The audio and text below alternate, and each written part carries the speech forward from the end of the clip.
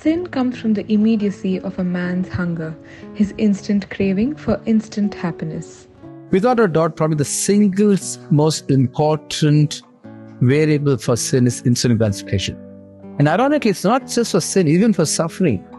In fact, it's always those who seek immediate gratification or immediate answers to their desires who actually are are more likely to suffer. They don't think of the long-term consequences of their actions.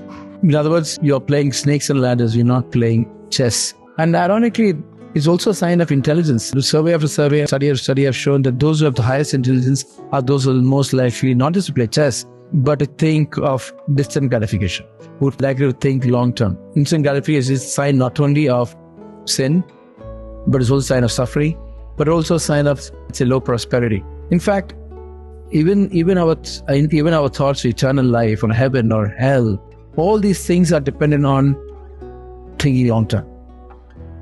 It's not just that the sins that you commit here are because you think short-term, but that even the very concept of heaven or hell are long-term aspects. The things that will happen to us maybe 40 years later, 50 years later, maybe 100 years later. So thinking long-term is very important because there are so many variables in the future, so many things that keep happening to us at all times. And those who are wisest thinking longest for. And obviously those most intelligent too. But by revoking immediate gratification, even in a culture where everything else is instant, right from coffee to sex to relationships, we actually can remove suffering, most amount of sin, and have a comparatively more prosperous life.